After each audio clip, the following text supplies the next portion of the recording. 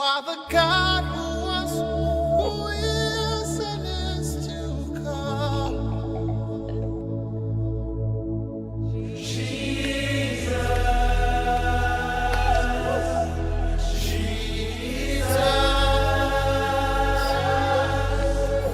And in you I trust.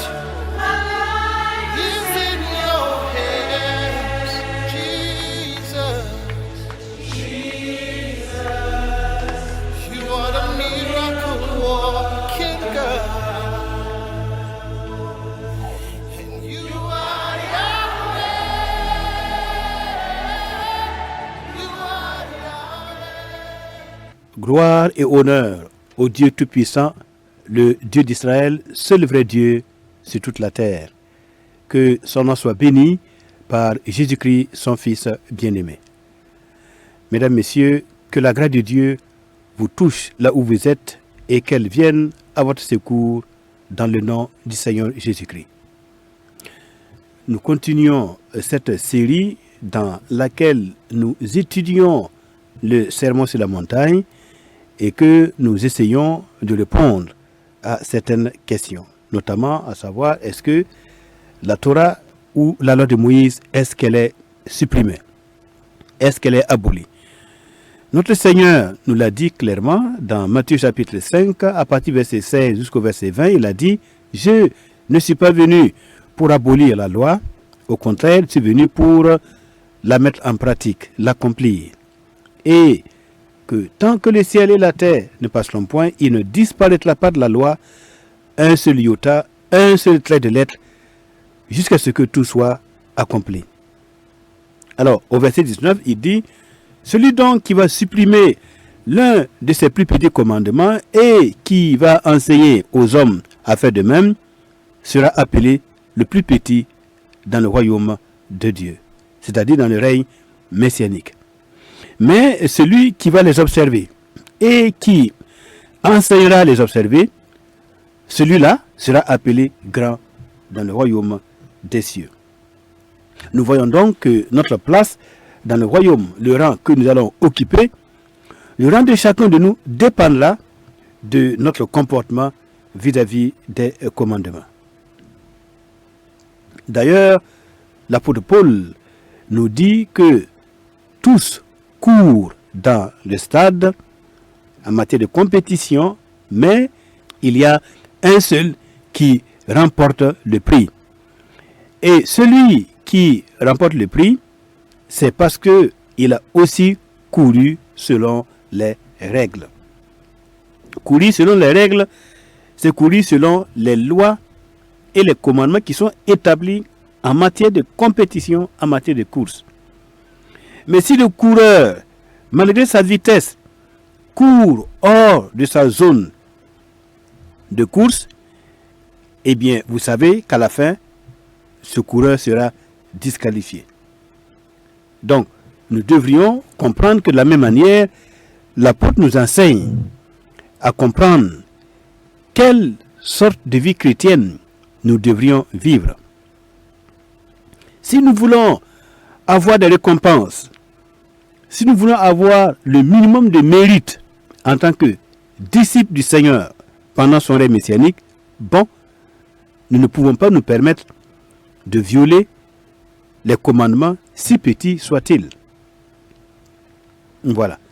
Nous devons non seulement obéir, respecter scrupuleusement ce que nous appelons les grands commandements, comme ceux qui sont sur la liste, les 10 commandements, qui sont sur la liste des 2 tables, les 2 houlottes de Moïse, ils semblent être les plus grands, mais aussi ceux qui n'y figurent pas et qu'on retrouve un peu partout dans le livre de Devarim, dans le livre de Lévitique et dans le livre de Nombre. Nous devons apprendre à connaître tous ces commandements du Seigneur parce que les mettre en pratique, le Seigneur Jésus nous l'enseigne, hein, les mettre en pratique, si petits soient-ils, c'est source de grandeur dans le règne messianique. Bon, si nous avons la pensée, si notre pensée est tournée vers ce que nous serons dans le royaume du Seigneur, Alors nous allons être préoccupés, nous allons être intéressés par la mise en pratique des commandements. Auquel cas, bon, nous allons vivre une vie chrétienne médiocre parce que nous ne pensons pas au règne messianique qui vient et à la justice de ce règne. Cependant, notre Seigneur lui-même, dans Matthieu chapitre 6, verset 33, il nous a dit clairement, il faut que chacun d'entre vous, tous ceux qui ont fait allégeance à ma personne, qui ont fait alliance avec moi par mon sang précieux, eh bien, il faut que tous mettent le royaume comme la priorité des priorités dans leur vie. Chercher, poursuivre et acquérir d'abord le royaume de Dieu et pratiquer la justice de ce royaume dès à présent. Et alors, tout le reste vous sera accordé. Le royaume comme la priorité. Donc, tout ce que nous faisons dans le monde présent, en tant que croyants chrétiens, disciples du Seigneur, nous le faisons dans la perspective du règne messianique. Voilà. Nous voulons déjà bâtir le monde, participer à guérir ce monde par la pratique des bonnes œuvres. Voilà. Le tikkun olam, la réparation du monde, le Seigneur Jésus, en nous invitant à travers les béatitudes et à travers le reste du sermon sur la montagne, en nous invitant à ces enseignements, c'est pour nous permettre, eh bien, de l'aider ou de commencer déjà à bâtir et à construire le monde de demain, le monde qui connaîtra Jésus-Christ comme son souverain, comme son roi, comme son guide, comme son enseignant, comme son dominateur. Voilà. Et donc, puisque nous sommes candidats à un royaume de justice, un royaume de miséricorde et de paix et de fidélité, un royaume où les perfections divines, les lumières et les gloires du Fils de Dieu, ses Urim et ses Tumim seront révélés, il nous faut déjà donc révéler ce royaume dès à présent. Et ces enseignements du sermon sur la montagne avec les béatitudes, du sermon sur la plaine, nous permettent pleinement de nous exercer déjà à vivre ou à avoir la tendance de vivre selon les principes de ce royaume dans lequel nous sommes pour lesquels nous sommes en route. Voilà. Nous sommes en route pour le règne messianique.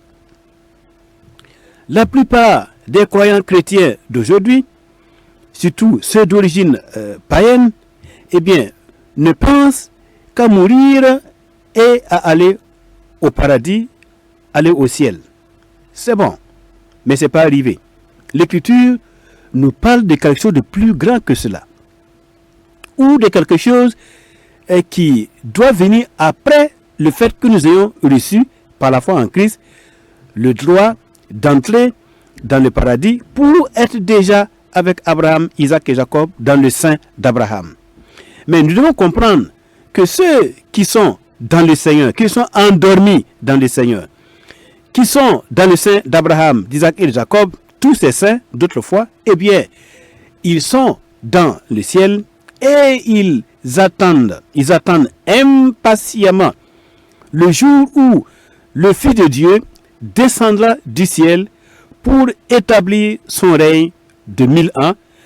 Pourquoi? Parce que c'est durant ce règne, pendant ce règne, que tous ces saints, commençant par Abraham et les autres, tous ces saints recevront leur récompense dans le règne messianique. Donc ils attendent de redescendre avec Christ le jour où Dieu va ouvrir les cieux et que, à la dernière trompette, le Seigneur va descendre du ciel avec la gloire de son Père et les anges de sa puissance. Il sera accompagné de tous ses saints, selon ce que dit l'Écriture. Il viendra entouré de ses saints.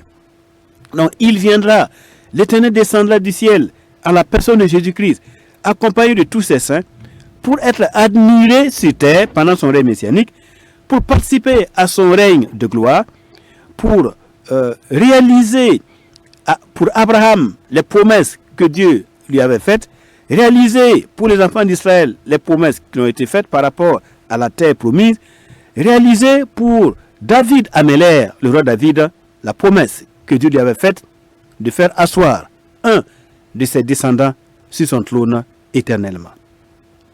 Donc voyons-nous que le fait de mourir aujourd'hui et d'aller au ciel, d'aller dans la présence de Dieu, cela doit être accompagné par la perspective de revenir sur terre lors de la venue de Jésus-Christ, d'accord, et le fait de pouvoir participer au retour de Jésus-Christ sur cette terre, si toutefois nous mourons avant sa venue, et le fait que certaines personnes à l'époque, c'est-à-dire pendant le retour du Seigneur Jésus, seront vivantes sur cette terre, ils seront changés, ça s'appelle la première résurrection. Et c'est notre participation à la première résurrection qui nous donnera le droit, qui nous donne le droit d'emblée, d'entrer dans le règne avec Jésus-Christ pour 1000 ans à Jérusalem. Mesdames, Messieurs, donc, nous devons porter le regard vers les récompenses à recevoir, les récompenses qui nous attendent, les grandes bénédictions du règne messianique qui nous attendent. Et c'est pour ça que le Seigneur Jésus-Christ lui-même, à la fin du livre de l'Apocalypse, il dit « Je viens bientôt et ma rétribution, ma récompense est avec moi pour rendre à chacun selon ce qu'est son œuvre. » Ma rétribution, là ce n'est plus un don, c'est une rétribution. C'est la récompense des efforts de service, la récompense du don de soi durant notre vie. Le fait que nous sommes donnés, comme les béatitudes nous invitent, justement à être des hommes de paix, à accepter de souffrir pour la justice. Voilà. Donc, le Seigneur, il a ses récompenses qu'il tient avec lui et il descendra du ciel avec ses récompenses. Et c'est pendant le règne messianique que chacun se présentera devant lui pour recevoir la récompense qu'il mérite. Et cela va déterminer notre récompense, va déterminer notre place dans le royaume. C'est pour ça que lorsque les enfants de Zébédée, c'est la mère des enfants de Zébédée, ils sont venus avec leur maman et la maman a dit, bon, pour ce qui concerne mes deux fils, il s'agit de Jean et de Jacques, il dit, bon, elle dit au Seigneur, alors, permets que l'un soit à ta droite, l'autre à ta gauche, lorsque tu viendras dans ton règne. Et le Seigneur leur a dit, non. Quant à la position de l'un ou de l'autre, à ma droite ou à ma gauche, cela ne dépend pas de moi. Mais cela dépend du Père, et le Père l'a réservé à ceux à qui cela est réservé. Donc c'est pour dire que notre place dans le royaume, c'est un mérite. Et nous serons classés par mérite. Et il faut que tous les chrétiens comprennent clairement que si nous mourons aujourd'hui, nous allons au ciel pour revenir pour un règne de 1000 ans, un règne de récompense, le règne millénaire que le Père donne à son Fils Jésus-Christ pour gouverner toutes les nations. C'est une sorte de récompense à son Fils pour service rendu, voilà, pour obéissance totale, pour avoir donné sa vie en sacrifice pour racheter la créature. Le Père, il lui plaît de récompenser son Fils en lui donnant un règne de 1000 ans sur terre. Et maintenant, nous aussi, le Fils, du même coup, veut récompenser ceux de ses disciples qui se sont montrés les plus fidèles, les plus travailleurs, les plus consacrés, les plus entrepreneurs, les plus sérieux, ceux qui ont aimé son avènement, ceux qui ont aimé son règne, ceux qui se sont donnés sans compter pour que son règne vienne. Alors, le Seigneur, il a de grandes récompenses, des choses extraordinaires, merveilleuses, qui dépassent même notre compréhension, dont je ne peux même pas vous en parler aujourd'hui. Mais des richesses cachées, des récompenses cachées, des choses magnifiques, extraordinaires, que nous ne pouvons pas imaginer.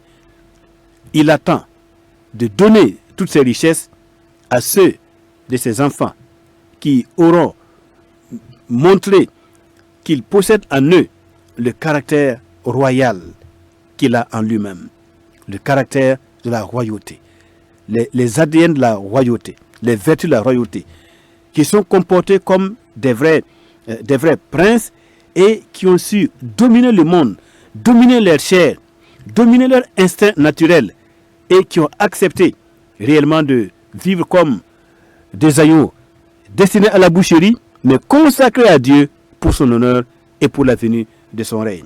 Alors, lorsque nous lisons, par exemple, dans 1 Corinthiens, chapitre 3, verset 14, verset 15, l'apôtre Paul va nous parler sérieusement. Il dit, si l'œuvre bâtie par quelqu'un, ce que nous faisons chaque jour, c'est une œuvre.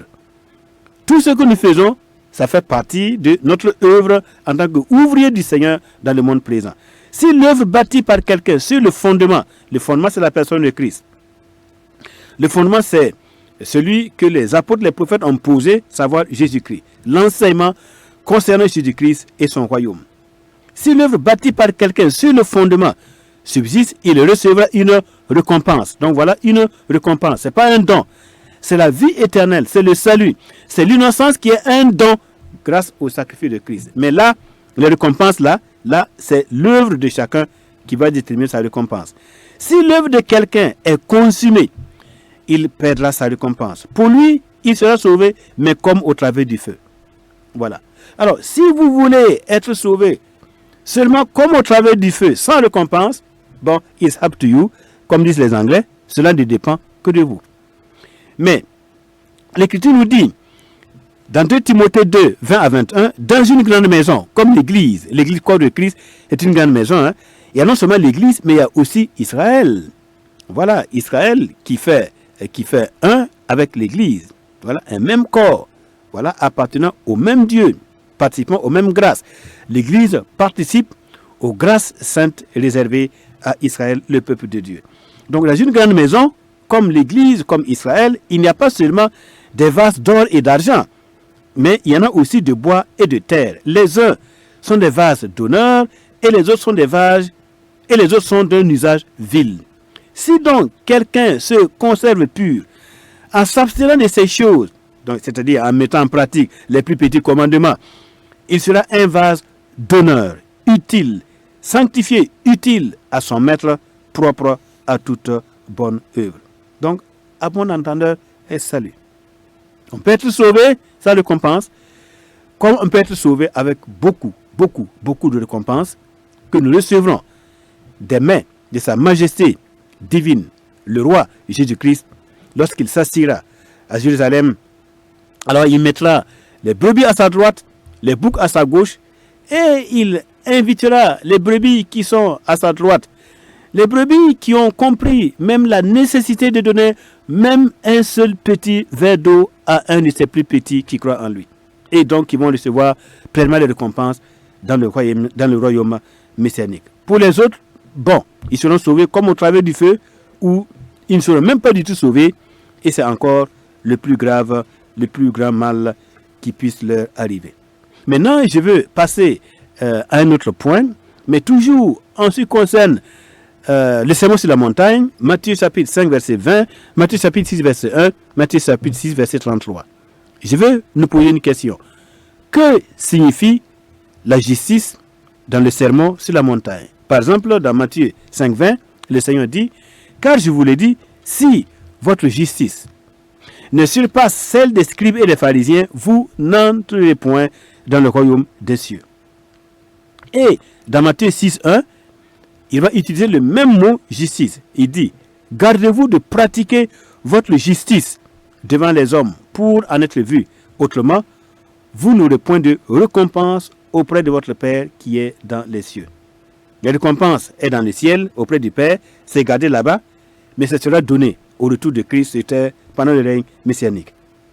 Alors, et dans Matthieu chapitre 6, verset 33, il dit, « Cherchez, poursuivez, courez après, premièrement, le royaume et la justice de Dieu, et toutes ces choses vous seront données par-dessus. » Voilà. Alors, que signifie la justice dans le sermon sur la montagne? Alors, cela est important de faire un peu la séparation, les définitions, pour que nous comprenions que le mot justice, c'est-à-dire le mot tzedaka, en hébreu, justice égale tzedaka, T-S-E-D-A-Q-A-D, la tzedaka, la justice. Nous devons comprendre que le mot justice, selon le contexte signifie ceci ou signifie cela, ne signifie pas ceci et ne signifie pas cela. Sinon, nous risquons d'opposer l'enseignement du Seigneur Jésus-Christ et l'enseignement des apôtres. Par exemple, l'apôtre Paul, qui parle beaucoup de la notion de justice. Donc, il faut tenir compte du contexte dans lequel le mot est utilisé. Alors, donc, si le Seigneur dit, si votre justice ne surpasse pas celle des scribes et des pharisiens, vous n'entrerez point dans le royaume des cieux, il veut dire quoi? Si vos bonnes œuvres, si les bonnes œuvres que vous pratiquez, par exemple, eux, ils donnaient les dîmes de la menthe, du cumin, de la nette, ils jeûnaient.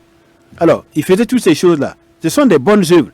Si vos bonnes œuvres ne surpassent pas celles des scribes et des pharisiens, si vous ne faites pas plus de bonnes œuvres que les scribes et les pharisiens, bon, vous voyez que la nouvelle alliance ne vous aura pas trop profité parce que avec la nouvelle alliance, nous avons le Saint-Esprit en nous et donc par le pouvoir du Saint-Esprit, puisque sans lui, nous ne pouvons rien faire, par le pouvoir du Saint-Esprit, nous sommes amenés, nous sommes capables de faire de plus grandes œuvres, des œuvres meilleures, des œuvres belles aux yeux du Seigneur que les pharisiens qui, interprétaient la loi souvent de manière maladroite. Mais nous avons l'assistance du Saint-Esprit. Quand il dit, gardez-vous de pratiquer votre justice, notre justice est laquelle? Eh bien, il veut dire, gardez-vous de pratiquer votre droiture ou de pratiquer vos bonnes œuvres devant les hommes. Voilà. Pratiquer les bonnes œuvres devant les hommes. Donc, justice ici, tzedaka, veut dire simplement bonne œuvre. Il signifie aussi la droiture. Elle signifie aussi la vérité ou la charité. La charité, le hesed. Voilà. Donc, si on prend le sens de ce mot en hébreu biblique, tzedaka, la justice signifie la droiture. Il est souvent aussi utilisé pour désigner des actes de charité ou de bienveillance. Voilà. Les actes de charité ou de bienveillance, cela implique la justice sociale. Voilà. Qui est le devoir moral de prendre soin des autres. En particulier, les nécessiteux, les pauvres. Voyez. Donc, on sait que dans la pensée juive et dans la tradition juive, la tzedaka, la justice, est considérée comme une obligation religieuse et morale. Voilà, c'est pourquoi le Seigneur nous dit, il faut que notre justice, notre tzedaka, qui est une obligation religieuse et morale, il faut qu'elle nous aide à pratiquer des œuvres meilleures que les œuvres des pharisiens. Voilà. Donc il est important de comprendre, selon le contexte, le sens que revêt le mot justice. Maintenant, si nous allons dans Jean chapitre 16, verset 8 ou verset 10, le Seigneur dit, quand le Saint-Esprit viendra, il convaincra le monde de justice. Oui, parce qu'il ne croit pas en moi. Là, on comprend que la justice, dans ce contexte-là, dans Jean chapitre 16, verset 8 à 10, la justice, c'est le fait de croire en Christ. Et le fait de ne pas croire en lui, c'est ça l'injustice. Mais dans le sermon sur la montagne, la justice, c'est le fait de pratiquer les bonnes œuvres, pratiquer la droiture, pratiquer la charité, voilà, la bienveillance, le fait de prendre soin des autres. Donc, il faut bien comprendre la différence des notions et des sens selon le contexte pour que notre exploration, notre exégèse des Saintes Écritures, notre explication des enseignements divins soit conforme à la pensée de l'auteur divin et qui est le Saint-Esprit. Mes frères et mes sœurs, au stade où nous en sommes, quelqu'un a dit que la Bible ne demande pas à être réécrite, mais elle demande d'être réétudiée, réexaminée, réétudiée encore, afin que nous puissions trouver les pépites de la parole de Dieu, les diamants qui sont enfouis, pouvoir retrouver les richesses enfouies des Saintes Écritures, et ainsi, nous-mêmes, nous pourrons nous bâtir, construire nos âmes comme ces pierres précieuses qui constituent le temple de la Nouvelle Jérusalem. Les pierres précieuses, saphir, jaspe, émeraude et toutes les autres pierres précieuses. Si nous étudions assez et intelligemment, de manière équilibrée, eh bien, chacun de nous sera une pierre précieuse dans la construction du temple messianique qui vient bientôt. À Dieu, notre Père, par Jésus-Christ, notre Sauveur, soit l'honneur et la gloire au siècle des siècles. Amen.